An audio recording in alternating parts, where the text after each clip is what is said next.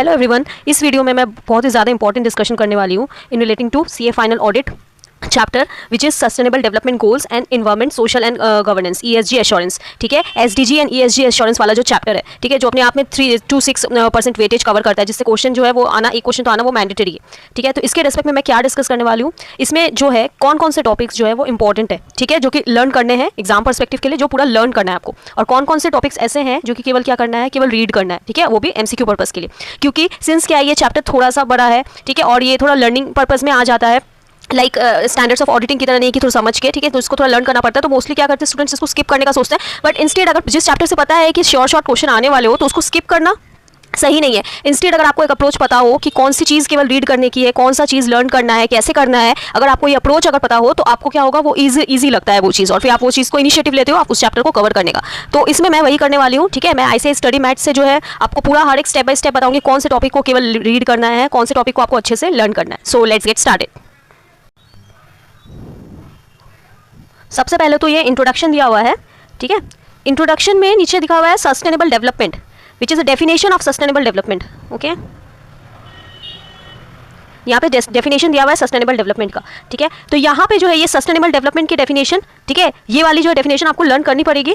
क्यों लर्न करनी पड़ेगी? क्योंकि यहाँ से जो है ना 2 क्वेश्चन जो है वो बन के आएगा। 2 क्वेश्चन क्या आएगा, या तो आ सकता है सस्टेनेबल डेवलपमेंट क्या है, ठीक है, सस्टेनेबल डेवलपमेंट क्या है आ सकता है, या तो सस्टेनेबिलिटी रिपोर्टिंग क्या है। सस्टेनेबिलिटी रिपोर्टिंग मतलब ही होती है क्या करना, पब्लिकली रिपोर्टिंग करना अबाउट द ESG, ठीक है, टुवर्ड्स सस्टेनेबल डेवलपमेंट। अगर रिपोर्ट करना है publicly about ESG towards sustainable development, उसको बोलती है सस्टेनेबिलिटी रिपोर्टिंग। तो अगर सस्टेनेबिलिटी रिपोर्टिंग आएगी तो उसके बाद आप लिख सकते हो उसमें कि reporting publicly about ESG towards sustainable development. उसके बाद फिर सस्टेनेबल डेवलपमेंट क्या है वो आपको चीज़ को क्या करना पड़ेगा, वो चीज़ को आपको डिस्क्राइब करना पड़ेगा। ठीक है, और उसके बाद फिर प्लस अपार्ट फ्रॉम दैट अगर ESG का अगर आ जाता है क्वेश्चन कि अबाउट ESG अगर बताना हो, 3 pillars of ESG and all, तो उसके ऊपर आपको एक इंट्रो पर्पस के लिए अगर पूरा फुल मार्क्स सिक्योर करना है तो उसके लिए आपको सस्टेनेबिलिटी वाली डेवलपमेंट वाला अगर लिख देंगे तो उससे क्या होगा, फुल मार्क्स सिक्योर हो जाएगा। तो इन शॉर्ट मैं बोलना चाहूँगी कि ये डेफिनेशन जो आपको लर्न करनी चाहिए।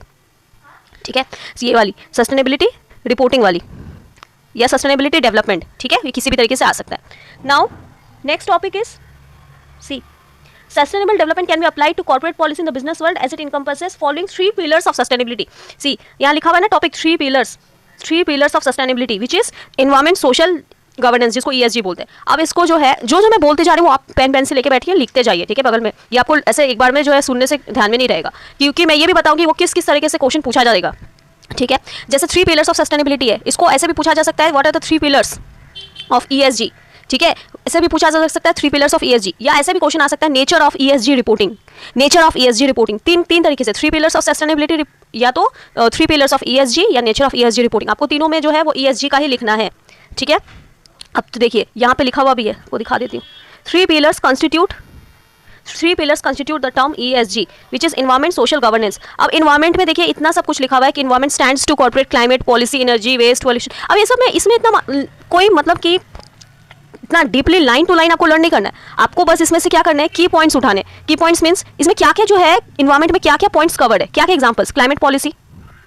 ठीक है, सबसे पहले climate policy, energy, water, natural resources, conservation and treatment of animals. ठीक है, conservation and treatment of animals, ये सब जो है ये सब एग्जांपल्स पढ़ना है। It includes natural resources that absorbs and all, फिर प्रोसेसिंग दिस एनर्जी इंक्लूड्स, बस इतना ज़्यादा डिटेल में नहीं, इसको बस ओवरव्यू लेना है, इसका पूरा रीडिंग करना है। ठीक है, इस इन्वायरमेंट जो पैरा में जो भी लिखा हुआ है इसको पूरा रीड करना है। रीड करने के बाद इसमें से जो पॉइंट्स है, की पॉइंट्स क्या क्या है, climate, energy, waste, pollution, natural resources, preservation, treatment of animals, ये सब पॉइंट्स को क्या करना है, ध्यान रखना है, इसी को क्या करना है, फ्रेम करके लिख देना है। सिमिलरली सोशल में भी यही करना है। सोशल में क्या लिखा हुआ है, it addresses the relationship the entity has and the reputation, ठीक है, with the people and the institution जिसके साथ वो बिजनेस कर रहा है। ये क्या बताता है, रिलेशनशिप बताता है, रेप्यूटेशन बताता है उस आदमी के साथ जिसके साथ बिजनेस करते हो। बस इतना सा पॉइंट जो है इसको ध्यान रखना है। और क्या बताता है इसमें और it also includes, it further includes labour relations. ठीक है, it further includes labour relations, diversity and inclusion, ये सब लिखा हुआ है ना, ये सबको भी क्या करना है आपको उसमें पॉइंट्स में बस इंक्लूड कर देना है। आपको एक छोटा सा नोट बनाना है।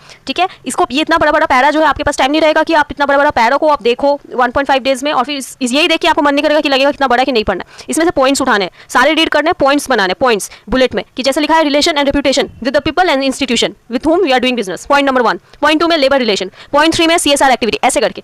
सिमिलरली इन्वायरमेंट के लिए point 1 climate policy, point 2 pollution, point 3 conservation and treatment of animals, ऐसे। सिमिलरली आपको गवर्नमेंट वाला भी यही करना है। गवर्नमेंट में जैसे दिया हुआ है, it's internal system of practices, controls and procedures entity adopts in order to govern itself. ठीक है, ये पॉइंट हो गया। फिर एक हो गया compliance with the laws and regulations, ये सब। ठीक है, तो की पॉइंट्स जो है इससे आपको पिकअप करना है, तो इससे आपका क्या होगा, वो 3 पिलर्स वाला कवर हो जाएगा। तो यहाँ से आपको ये वाली चीज़ कवर करनी है। अब आते हैं नेक्स्ट टॉपिक पे। ये देखिए, मैं जो आपको इतने देर से जो डिस्कस कर रही थी वो यहाँ पे इसी तरीके से चार्ट दिया हुआ है। ठीक है, ये देखिए, या इन्वायरमेंट में दिया हुआ है ना, क्लाइमेट चेंज, नेचुरल रिसोर्सेज, इसी तरह से पॉइंट्स बना के दिया हुआ है आपको, ह्यूमन कैपिटल। यही आपको जो है ओवरऑल इसको, इसमें से कुछ कुछ पॉइंट्स जो है आपको लर्न कर लेने हैं। सारे करने हैं, मैं पैरा भी आपको रीड करने हैं। ठीक है, रीड कुछ नहीं छोड़ना है, रीड करना है। और लर्न पर्पस के लिए मैंने आपको बता दिया आपको क्या करना है।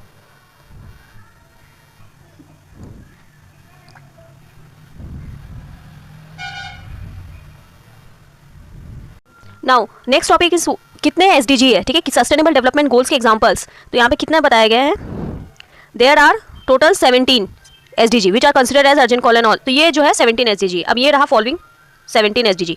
17 जो ये एसडीजी है, ये 17 के 17 पॉइंट के आपको लर्न करने हैं? नहीं, लर्न नहीं करने हैं। ठीक है, बस रीड करना है, ये जस्ट फॉर एमसीक्यू पर्पस। ठीक है, ये जो पूरा 17 एसडीजी है, ठीक है, इसको ये इस तरह से ही आ सकता है कि how can corporate constituted to SDG और what are the 17 examples of SDG and all. ठीक है, आपको एग्जांपल जो है इसका बहुत कम चांस है कि इसके एकदम से आपको 17 एसडीजी पूछ ले, ऐसा क्वेश्चन नहीं आएगा। ये बस आपको रीड करना है। ठीक है, ओनली रीड। ये रीड करने से आपका काम हो जाएगा। नेक्स्ट अब टॉपिक देखते हैं। Now next topic is global trends in sustainability reporting. Global trends in sustainable reporting. ठीक है, इसमें जो है आपको क्या करना है, ये थोड़ा सा पार्ट जो है आपको लर्न करना है, और ये इजी भी है। मैं बता देती हूँ कैसे इजी होगा। सबसे पहले ग्लोबल ट्रेंड इन सस्टेनेबिलिटी रिपोर्टिंग में ये वाला पैरा सबसे पहले देखेंगे कि कौन सा मोस्ट वाइडली यूज्ड फ्रेमवर्क है। ठीक है, बहुत सारा फ्रेमवर्क है, ये जो है ना, ये सारे फ्रेमवर्क है। कौन सा एक global reporting initiative, carbon disclosure project, और एक है इंटरनेशनल इंटीग्रेटेड रिपोर्टिंग फ्रेमवर्क। ठीक है, इंटरनेशनल इंटीग्रेटेड रिपोर्टिंग फ्रेमवर्क, ये सारे फ्रेमवर्क है। तो इसमें से जो है कौन सा मोस्ट वाइडली यूज्ड फ्रेमवर्क है, वो यहाँ पे बोला है इस पैरा में। ठीक है, इस पैरा में बोला है कि कौन सा मोस्ट वाइडली यूज्ड फ्रेमवर्क है। Most widely used framework in the global trend is a global reporting initiative है। ठीक है, sustainability reporting having 93% of the world's largest 250 corporation report. ठीक है, तो ये जो है 93% एंड ऑल, ये सब जो है, ये सब आपको कुछ लर्न नहीं करना है। आपको बस इतना याद रखना है कि मोस्ट वाइडली यूज्ड फ्रेमवर्क क्या है, ग्लोबल रिपोर्टिंग इनिशिएटिव। ये लर्न करने के बाद फिर ग्लोबल रिपोर्टिंग इनिशिएटिव में क्या पॉइंट है, it helps the organisation to report on economic, environmental and social impact. It helps the organisation on सी, इसका जो मेमोनिक बना दिया, सी मतलब सोशल इंपैक्ट, इकोनॉमिक, इन्वायरमेंटल, बस। उसके बाद बाकी जो भी चीज़ें लिखी हुई है इसके अंदर की पॉइंट्स। ठीक है, this report is address to all the stakeholders of the entity and all, और ऊपर जो लिखा हुआ था 93% एंड ऑल, ये सब रीड करना है बस। आपको अगर ये क्वेश्चन आए, ये इस क्वेश्चन का ये मैं बहुत ज़्यादा इंपॉर्टेंट नहीं बोलूँगी कि इसमें से एकदम से क्वेश्चन पूछ लिया जाए कि what are the global trends and all, but आपको पता होना चाहिए। ये एमसीक्यू या किसी भी तरीके से अगर आपको इनडायरेक्टली केस स्टडी बना के दे तो आप इसमें कुछ लिख के आ पाओ। इसलिए global reporting most widely used framework is a global reporting initiative that talks about social, environmental and economic aspects. ठीक है, और this report is address to the stakeholders of the entity. बस इतना पॉइंट लिखना enough है। अब आप समझ गए होंगे कि मैं क्या बोलना चाह रही हूँ। को की पॉइंट्स उठाने जो मेन है, एक दो, उससे आपको सेंटेंस बना लेना है, बस सारा एकदम पैरा रटना नहीं है। रीड हो गया। अब next carbon disclosure project. Carbon disclosure project में जैसे क्या क्या कवर करता है, इट्स रिलेटेड टू, यहाँ लिखा हुआ है ना, it's related to CHG emission, water, forest, supply chain. बस इतना सा पॉइंट जो है आपको लर्न करना है। ठीक है, और ये उसके बाद फिर ये रिपोर्ट किसको एड्रेस किया, हर एक में लिखा हुआ है किसको एड्रेस किया जाता है। This report is address to all the investor, buyer, stakeholders of the entity. बस इतना सा पॉइंट पता होना चाहिए। सिमिलरली नेक्स्ट जो है integrated international integrated reporting framework, ये क्या है, ये गाइडिंग प्रिंसिपल है और elements in order to allow the company to produce integrated report. Integrated report को बनाने के लिए इसमें गाइडिंग प्रिंसिपल्स बताए गए इस फ्रेमवर्क में। ठीक है, बस अब इस रिपोर्ट में क्या क्या आता है, ऑर्गेनाइजेशन की ओवरव्यू, गवर्नेंस स्ट्रक्चर, ये सब हो गया की points, business model, risk, opportunities, performance, बस ये सब पॉइंट्स लिखे हुए। ठीक है, तो ये रिपोर्ट जो है क्यों, क्या पर्पस है और क्या क्या इसके मेन की पॉइंट्स है, बस इतना सा ध्यान रखना है। और नीचे जो लिखा हुआ है वो देख लेती हूँ मैं। ये सब जो है इसके नीचे जो भी लिखा हुआ है, ये आप चाहो तो रीड कर सकते हो, वरना इस सब में कुछ लर्न नहीं करना है। ठीक है, ये सब रीडिंग पर्पस के लिए। अब ग्लोबल ट्रेंड वाले में मैं आपको वापस से बता दे रही हूँ क्या करना है। ग्लोबल ट्रेंड में बस क्या करना है, आपको रीड करना है। ठीक है, ऊपर वाला जो पैरा है वो रीड करना है, और नीचे वाला तीन फ्रेमवर्क है, जिसमें से global reporting initiative widely used framework है। ठीक है, और उसके जो है सारे तीनों फ्रेमवर्क के आपके की पॉइंट्स जो है आपको उसका नोट बना लेना और उसको लर्न करना है। ठीक है, ये लर्न वाला है। अब उसके बाद फिर आता है नेक्स्ट टॉपिक, इंटीग्रेटेड रिपोर्टिंग।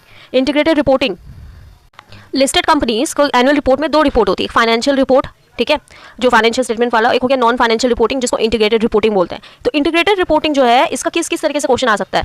ठीक है, इसका अब जब बहुत तरीके से जो क्वेश्चन आएगा वो आप यहाँ पे लिख सकते हो। एक आएगा 6 C's ऑफ इंटीग्रेटेड रिपोर्टिंग। ठीक है, या इसको बोल सकते हैं 6 कैपिटल्स ऑफ इंटीग्रेटेड रिपोर्टिंग। एक आ सकता है इंटीग्रेटेड रिपोर्टिंग 6 C's, या आ सकता है 6 कैपिटल्स ऑफ इंटीग्रेटेड रिपोर्टिंग, ठीक है। इस तरह से ये इस क्वेश्चन को पूछा जा सकता है, या तो इंटीग्रेटेड रिपोर्टिंग ओनली, ठीक है, या तो ऐसा भी हो सकता है। और जो मेन जो तरीका होता है क्वेश्चन पूछने का, ठीक है, कभी भी डायरेक्ट क्वेश्चन तो जो बहुत रेयर चांस है डायरेक्ट क्वेश्चन है, इसमें से क्या होता है, इसमें जो भी कैपिटल्स है 6 सीज मीन 6 कैपिटल, तो 6 कैपिटल में से क्या होता है, कोई भी एक कैपिटल के अंदर का टॉपिक से, कोई भी कैपिटल के अंदर का टॉपिक से क्या करते हैं, उस टॉपिक से केस स्टडी बनाई जाती है। फिर आपको वो चीज़ उससे ये समझना पड़ता है कि वो कौन सी कैपिटल के रेस्पेक्ट में बात की जा रही है, ठीक है। फिर उस कैपिटल के बारे में आपको क्या करना पड़ता है, स्पेसिफिकली नोट देना पड़ता है। और अगर क्वेश्चन की रिक्वायरमेंट हो तो आपको सारे कैपिटल के बारे में बताने होते हैं। मतलब समझ में आ गया कि आपको इन अंदर के पॉइंट से केस स्टडी बना के दी जाएगी। तो आपको ये पूरा अगर लर्न हो तो आप क्या कर सकते हो, इस क्वेश्चन को सॉल्व कर सकते हैं। तो 6C में जो भी है, ठीक है, financial capital, manufactured capital, natural capital, human capital,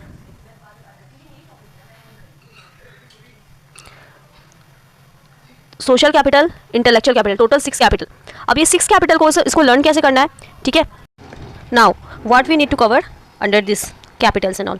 तो सबसे पहले फाइनेंशियल कैपिटल देखते हैं। फाइनेंशियल कैपिटल, ठीक है, ये जो है तीनों जो है सिमिलर टॉपिक है, फाइनेंशियल, मैन्युफैक्चर्ड और नेचुरल, ये तीनों एक ही बात करता है। फाइनेंशियल में क्या बात करते हैं, फाइनेंशियल में बात करते हैं जो फंड्स ऑर्गेनाइजेशन के पास अवेलेबल है, ताकि उससे क्या कर सके, वो उसको यूज में लेके वो अपने गुड्स और सर्विस को क्या कर सके, प्रोड्यूस कर सके for the production of goods and services, ठीक है। और मैन्युफैक्चर कैपिटल किस मतलब, जो उसके पास इक्विपमेंट और टूल्स अवेलेबल है ऑर्गेनाइजेशन के पास, ठीक है, जिसके हेल्प से with that use can use in the production of goods and services. और नेचुरल कैपिटल मतलब जो नेचुरल रिसोर्सेज अवेलेबल है ऑर्गेनाइजेशन के पास, ठीक है, for use in the production of goods and services, ठीक है। फाइनेंशियल कैपिटल, मैन्युफैक्चर और नेचुरल, ये तीनों ये बात करता है। अब इसमें से जो है आपको यही वाले जो है टॉपिक जो है, इसको क्या करना है, यहाँ के की पॉइंट्स जो है आपको ये सब दिमाग में रखने हैं। जैसे यहाँ लिखा है ना, pool of funds available with the organisation for the use in the production of goods और सर्विसेज, ठीक है। अब ये जो है फंड्स कहाँ से मिलेगी, कहाँ से मिलेगी, या तो इक्विटी फाइनेंसिंग या डेट फाइनेंसिंग से मिल जाएगी, ठीक है, या तो अपने उसके खुद के बिजनेस ऑपरेशन से इनकम जनरेट किया हुआ, या तो इन्वेस्टमेंट, ठीक है। अब मैन्युफैक्चर कैपिटल, मैन्युफैक्चर कैपिटल में क्या है, मैंने जैसा कि बोला कि उसके पास जो है प्रोडक्शन ओरिएंटेड इक्विपमेंट टूल्स जो कि available to the organisation for use in the production of goods और for the provision of services, और इसके एग्जांपल्स दिए हुए, ठीक है। तो क्या चीज़ के लिए क्या है और एग्जांपल्स, ठीक है, बस ये लर्न करना। नेचुरल कैपिटल क्या है, नेचुरल कैपिटल देखिए, नेचुरल कैपिटल जो है ये क्या हो सकता है, includes water, land, mineral, forest, ठीक है, ये सब जो है एनर्जी, ये सब जो है अवेलेबल है ऑर्गेनाइजेशन के पास for the production, for use in production of goods और फॉर प्रोविजन ऑफ सर्विसेज, ठीक है। ये तीनों बस इतना सा बात करता है। तो इसमें छोटे छोटे पॉइंट्स आपको ऐसे लर्न करें तो ऐसे तीनों कवर हो गया। तो आपको पता है किस किस में क्या कवर आता है। अब इसी से क्या होगी, केस स्टडी बनेगी, ठीक है। इसी में से जो है पॉइंट्स जो है उसी को फ्रेम करके केस स्टडी बनाया जाएगा, जिससे आपको आइडेंटिफाई करना पड़ेगा वो कौन सा कैपिटल है, फिर अकॉर्डिंगली उसको आपको डिस्क्राइब करना है, ठीक है। अब उसके बाद फिर नेक्स्ट देखते हैं। अब क्या बचा, 3 हो गया। अब उसके बाद फिर बचा ह्यूमन, सोशल, इंटेलेक्चुअल, ठीक है। ह्यूमन कैपिटल में क्या क्या कवर है, ह्यूमन कैपिटल में कवर है people's skill experience, people's skill experience, capacity, motivation to innovate, ये सब, ठीक है। अब उसके बाद फिर जो है ह्यूमन कैपिटल में क्या क्या पॉइंट जो है, इसमें मेन जो पॉइंट है वो सबको ध्यान रखना है कि जैसे पीपल स्किल एक्सपीरियंस, ठीक है, ability to understand and implement करने का ऑर्गेनाइजेशन की स्ट्रैटेजी के, स्किल एंड एक्सपीरियंस के बारे में बात करता है ह्यूमन, ठीक है, human capital, ability to understand, फिर loyalty and motivation for improving processes, goods and services including the ability to lead and collaborate, ठीक है। तो यहाँ से एक एक दो पॉइंट जो है वो आपको क्या करना है, लर्न करना है। अब उसके बाद फिर सिमिलरली सोशल कैपिटल की बात करें, सोशल कैपिटल क्या चीज़ के बारे में बात करता है, ये इंस्टीट्यूशंस एंड रिलेशनशिप जो स्टैब्लिश होता है within and between each community of stakeholders. अब ये क्या क्या इंक्लूड करता है, इसमें से ये सब जो है पॉइंट्स जो है, social licence to operate, common value and behaviour, ठीक है, कॉमन वैल्यू एंड बिहेवियर, और की रिलेशनशिप जो है विद द कस्टमर सप्लायर, ठीक है, key relationship with the customer supplier business partner, बस इतना सा पॉइंट, ठीक है। Key relationship with the customer supplier business partner, common value behaviour and organisation का सोशल लाइसेंस टू ऑपरेट, ठीक है। ये सोशल कैपिटल बात करता है। अब इंटेलेक्चुअल कैपिटल जो है ये क्या चीज़ के बारे में बात करता है, सबसे पहले ये क्या है, की एलिमेंट है, ये पॉइंट लर्न करना है कि ऑर्गेनाइजेशन का which of the capital is a key element, ठीक है, of organisation future earning potential is intellectual capital, ठीक है। और इसके बाद इसमें क्या क्या पॉइंट आता है, इसमें इन्वेस्टमेंट इन R&D, ठीक है, इनोवेशन, ह्यूमन रिसोर्सेज, ये सब जो है इसके अंदर कवर है, और which can determine the organisations competitive advantage, ठीक है। ये जो है इतना सा पॉइंट जो है आपको ये सब ध्यान में होने चाहिए। तो ये जो है बेसिकली ये 6 कैपिटल बात करता है, आपको ये 6 कैपिटल के जो है कुछ पॉइंट्स जो की पॉइंट्स इसके हिसाब से आपको क्या करना है, याद रखना है, ताकि ऐसे कुछ आए तो आप इसको सेंटेंस में फ्रेम करके लिख सको, ठीक है। पूरा लाइन बाय लाइन जो है सेंटेंस एकदम ऐसे लर्न नहीं करना, आपको की पॉइंट्स जो है 3-4 सबसे याद रखना है। अब उसके बाद फिर देखिए उसके नीचे जो कुछ लिखा हुआ है जो कि आपको केवल MCQ पर्पज़ के लिए मार्क करना है, बस ओनली रीड है। क्या चीज़, ये वाला, Asia Pacific region continues to dominate in presenting sustainability data in annual report, approximately 60% of companies reporting in 2022 integrated reporting strong in the Middle East, ठीक है। तो इसमें जो है सबसे ज़्यादा जो है रिपोर्टिंग कौन करता है यहाँ पे, अगर आए तो एशिया पैसिफिक रीजन कितना अमॉन्ग 60%, ठीक है, ऑफ द कंपनीज जो है वो रिपोर्टिंग की इन 2022, ठीक है, और रिपोर्टिंग जो है वो स्ट्रॉन्ग, ठीक है, रिपोर्टिंग जो है इंटीग्रेटेड रिपोर्टिंग जो है वो स्ट्रॉन्ग है कहाँ पे, मिडिल ईस्ट में, ठीक है, जस्ट फॉर एमसीक्यू पर्पस, ये भी इतना इंपॉर्टेंट नहीं है, जस्ट केवल जो फटाफट इसको, एक होता है ना कि बस आपको 1.5 डेज में बस इसको खाली से फटाक से रीड करना है, ठीक है, इसको लर्न करने में नहीं बैठना है, ठीक है, लर्न करने वाला क्या टॉपिक है वो मैं आपको बताती जा रही हूँ। Now next, now these are only read topics, ठीक है, ये सब केवल आपको रीड, अगर टाइम परमिट करे तो बस रीड करना है, ये वाले पेज, ये सब, ठीक है।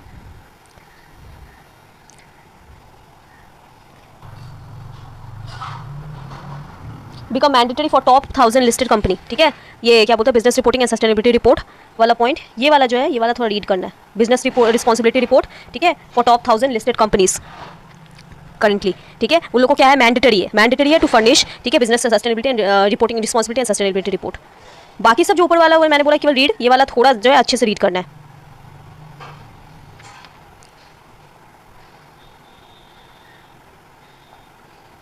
कौन कौन से स्टैंडर्ड्स जो है आईसीआई ने इससे सबसे रिलेटेड इशू किए हुए हैं, ये सब इन 2 years ICI issue following publications, standards on assurance engagement, ऐसे ही assurance engagement on greenhouse gas, ठीक है, ग्रीन हाउस गैस से रिलेटेड ये सब जो है काफ़ी रेयर चांस है, बट एमसीक्यू पर्पस में क्या हो सकता है, सब अगर पूछ ले तो ये सब क्या करना है, बस रीड करना है, ठीक है, ये वाला चीज़ कि क्या कौन सा ऐसे ही 3410 assurance engagement on greenhouse gas का बात करता है ये। अब जो है हम लोग जो है टॉपिक पे आएंगे जो कि इंपॉर्टेंट टॉपिक है, बहुत बहुत इंपॉर्टेंट टॉपिक है, ठीक है, जिससे 70-80% तो इसी में से ज़्यादातर क्वेश्चन पूछे जाते हैं, business responsibility and sustainability report, ठीक है, इसके 9 प्रिंसिपल्स और इसका जो ऊपर का जो डिस्क्लोजर है 3 डिस्क्लोजर, ठीक है, वो बहुत इंपॉर्टेंट है, ये एक इंपॉर्टेंट टॉपिक आएगा जो कि लर्न फेज में आएगा, उसके बाद फिर एक आएगा और 1-2 टॉपिक आएंगे, ठीक है, पहले लाइन बाय लाइन चलते हैं, सबसे पहले यही देखते हैं।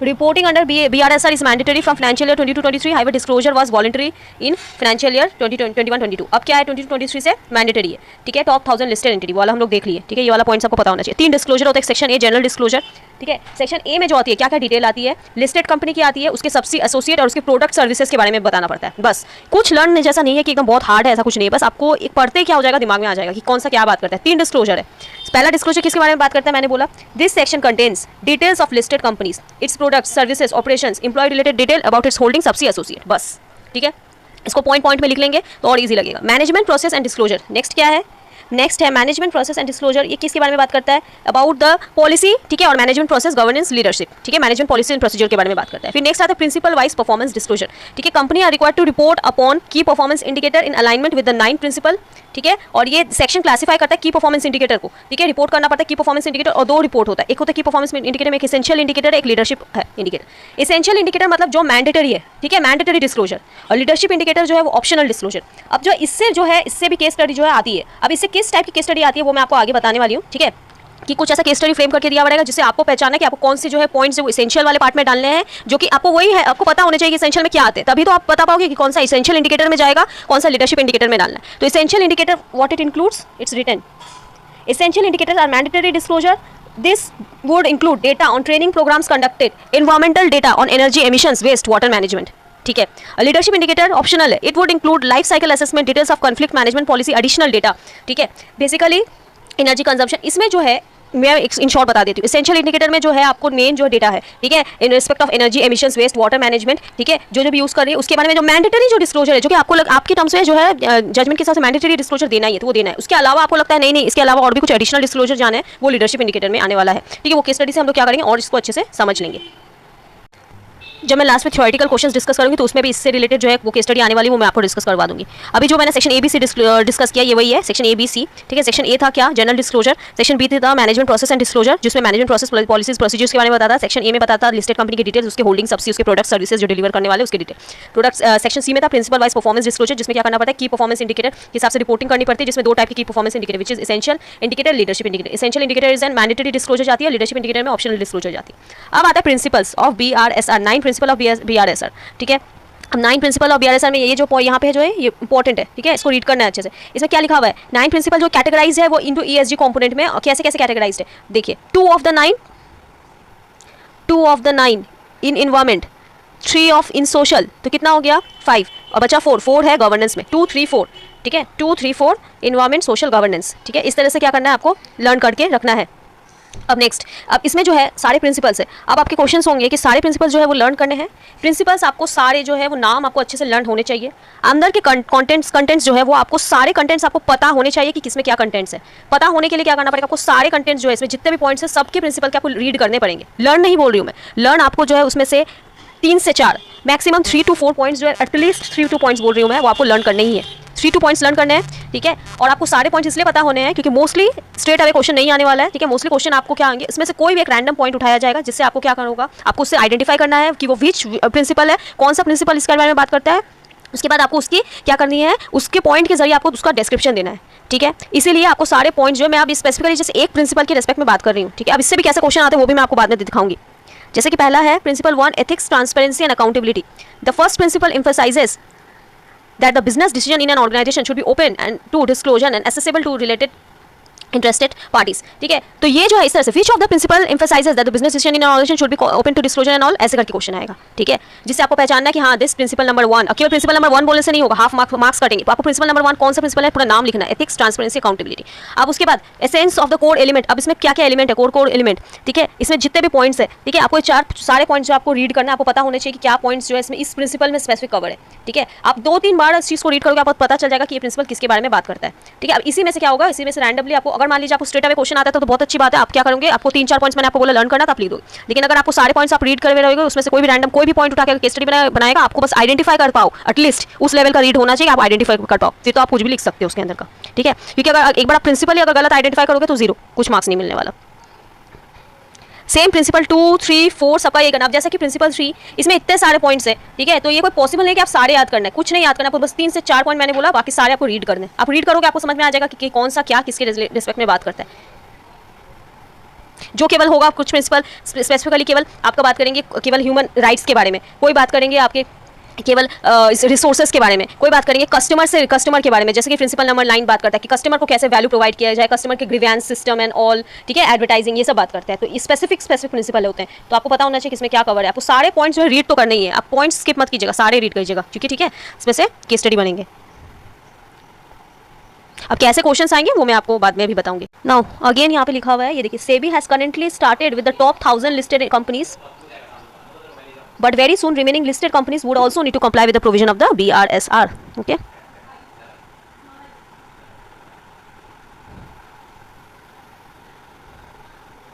ये बस आपको MCQ पर्पस के लिए रखना है। ICAI has recently issued standard on sustainability assurance engagement, ठीक है, which is SSAE 3000 assurance engagement और sustainability information, ठीक है। बस रीड MCQ पर्पस के लिए। ये वाला तो पहले ही बता दी थी, ग्रीन हाउस गैस वाला कौन सा SAE, रीड।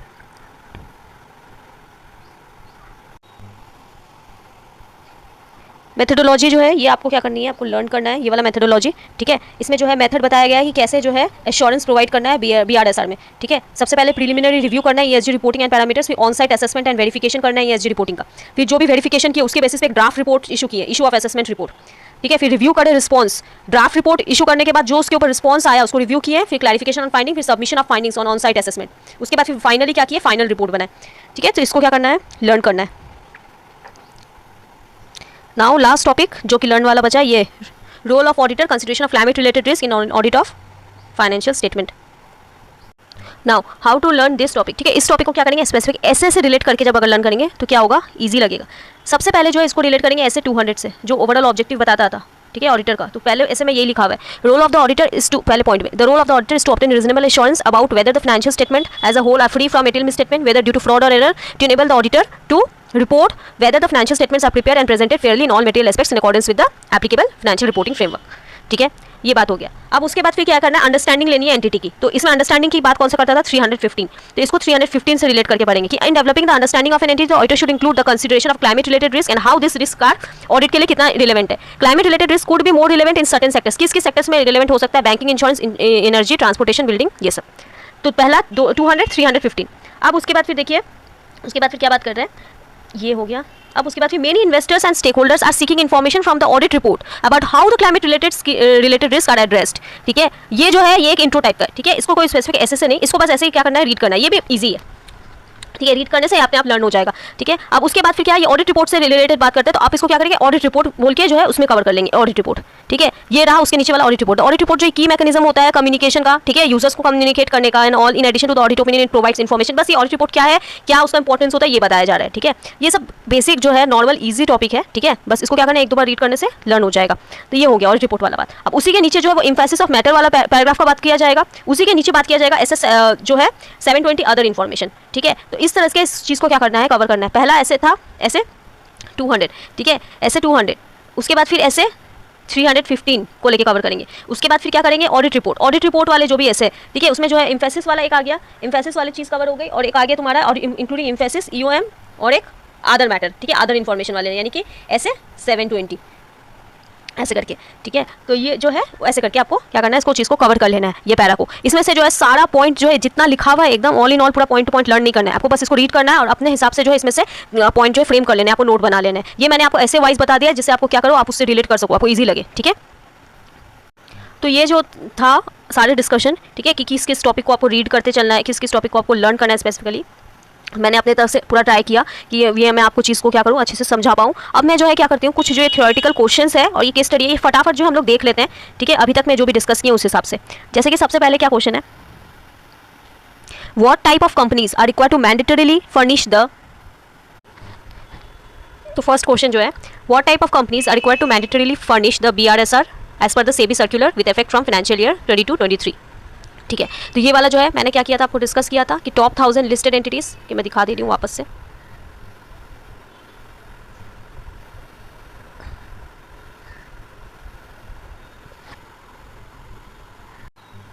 ये रहा पेज 24 वाले में। SEBI has currently started with the top 1000 listed entities, but very soon remaining listed entities would also need to comply. नहीं पूछा जाता है, ठीक है, बहुत ही रेयर चांस होता है कि डायरेक्ट क्वेश्चन आए, ज़्यादा केस स्टडी आएगी। ये बस मैं इसलिए डिस्कस कर दे रही हूँ क्योंकि मैं आपको बताने के लिए कि ये सब जो है लर्न करना है, जो कि मैंने ये वही टॉपिक से जो मैंने आपको लर्न वाले में कवर करवाया, ओनली रीड वाले में नहीं। ठीक है, इसलिए इंपॉर्टेंट है। Global trends in sustainability reporting जो मैंने डिस्कस किया था, 6 capital of integrated reporting methodology to provide assurance in BRSR, ये भी मैंने बोला था लर्न करने, और auditor's role on ESG aspects in the audit of financial statement of the company, जो कि लास्ट वाला था क्लाइमेट रिलेटेड रिस्क वाला, ये वाला भी आपको लर्न करने। अब ये जो है 789 जो है ये केस स्टडी है। ठीक है, देखिए केस स्टडी वाला सबसे पहले क्वेश्चन नंबर 9 देखेंगे। ठीक है, क्वेश्चन नंबर 9 से आपको पता चल जाएगा कि प्रिंसिपल जो 9 प्रिंसिपल से क्वेश्चन कैसे आते हैं। सबसे पहला क्वेश्चन 9 में क्या लिखा हुआ है देखते हैं। SU limited is amongst the top 1000 listed entities. ठीक है, with the introduction of the reporting requirements by SEBI on ESG parameters called BRSR, it requires SU limited to make disclosure on their performance against the various principles of the national guidelines on responsible business conduct. One of the principle, अब देखो क्या लिखा है, one of the principles emphasizes that business decision in the organization should be open to disclosure and accessible to the relevant interested parties. ठीक है, जो भी business decision होने वाले ऑर्गेनाइजेशन के वो जो भी रिलेवेंट है, ठीक है, वो क्या होना चाहिए, डिस्क्लोजर पर्पस के लिए वो ओपन होना चाहिए, डिस्क्लोज होना चाहिए और शुड भी एक्सेसिबल होना चाहिए, प्रॉपर्ली एक्सेसिबल होना चाहिए to all the relevant interested parties. तो elucidate the essence of core elements associated with the aforesaid principle. ठीक है, तो इसका मतलब क्या है, आपको उसके प्रिंसिपल, तो सबसे पहले आपको ऑब्वियसली प्रिंसिपल आइडेंटिफाई करने हैं। प्रिंसिपल ही आइडेंटिफाई नहीं होंगे तो उस प्रिंसिपल के कोर एलिमेंट्स आप कहाँ से बताओगे।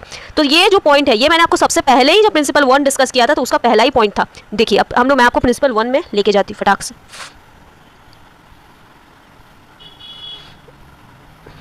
प्रिंसिपल 1 का पहला ही लाइन ये है, the first principle emphasises that the business decision in an organisation should be open and for disclosure and accessible to the relevant interested party। तो इससे पता चल गया कि प्रिंसिपल 1 का बात है, प्रिंसिपल 1 की बात है। और इसी के बारे में क्या पूछा गया है, कोड एलिमेंट्स डिस्कस करना है। ये रहा कोड एलिमेंट्स, जो कि मैंने बोला था आपको इसमें से 3 से 4 पॉइंट जो लर्न होने चाहिए। तो इस तरह से जो है क्वेश्चन फ्रेम होते हैं केस स्टडी के। ठीक है, तो ये एक था प्रिंसिपल वाला क्वेश्चन जो मैंने आपको बता दिया, इस तरह से क्वेश्चन आएंगे। अब जो ये वाला पॉइंट है 7, ठीक है, 8 वाले में मैं आपको बताती हूँ लास्ट में। 7 वाला देखते हैं। 7 वाला भी जो है वो BRSR वाला ही है, वो जो की परफॉर्मेंस इंडिकेटर था ना, एसेंशियल और एक था मैंडेटरी, एसेंशियल और लीडरशिप। एसेंशियल जो मैंडेटरी डिस्क्लोजर जाता था, लीडरशिप में ऑप्शनल वाला, तो उससे रिलेटेड जो है ये वाला केस स्टडी है। CTO Limited is engaged in the fintech business. It is a member of few prominent industry chambers and trade associations and has come under mandatory purview, ठीक है, of business reporting and sustainability reporting for the year 2022-23. The company has submitted inputs on draft Digital Personal Data Protection Bill to concerned ministry during the year 22-23.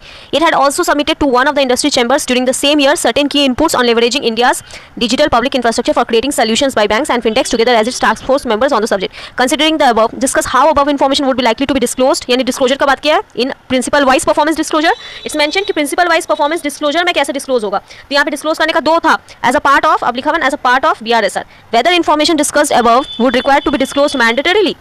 It means ये पूछ रहा है कि जो भी information ऊपर है इसको क्या मैंडेटरी डिस्क्लोज करना है, यानी कि इसको क्या एसेंशियल इंडिकेटर में डिस्क्लोज करना है कि नहीं करना है. ठीक है, ये केस स्टडी है. और आप देखिए इसका आंसर जो है, अब इस क्वेश्चन से आपको आंसर मिल जाएगा. एसेंशियल वाला जो है सबसे पहले ही पैरा में क्या लिखा हुआ है, it's is a member of few prominent industry chambers and trade association and has come under the mandatory purview. Mandatory purview, ठीक है, मैंडेटरी परव्यू में आता है ऑफ BRSR. तो ये किस में चला जाएगा, मैंडेटरी परव्यू वाला एसेंशियल डिस्क्लोजर. और बाकी जो एडिशनल पार्ट इन्फॉर्मेशन है, ये एडिशनल इन्फॉर्मेशन दिया हुआ है कि company has submitted inputs on digital draft and all, ये सब जाएंगे किस में, लीडरशिप वाले में चला जाएगा. और प्लस ठीक है, इसमें जो है कौन से प्रिंसिपल जो है स्पेसिफिकली इसके बारे में बात करता है, इसके बारे में भी जो है यहाँ पे आंसर में मेंशन किया है, तो वो भी आप मेंशन कर दीजिएगा.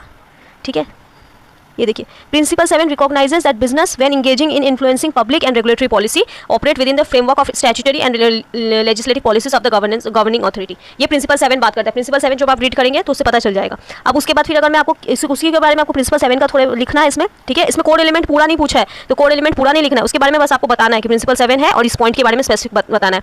अब उसके बाद फिर इन्फॉर्मेशन जो है लिखा है under each principle to be disclosed under essential, mandatory में और लीडरशिप में बताना है. अब information related to the membership of chamber association is in the nature of essential indicator. और बाकी जो इन्फॉर्मेशन है relating to inputs and all, वो सब किस में जाएगा, वो सब जाएगा ऑप्शनल डिस्क्लोजर में. वो मैंडेटरी में गया क्योंकि वो मैंडेटरी वाला था इसीलिए. तो ये था इससे रिलेटेड स्पेसिफिक क्वेश्चन.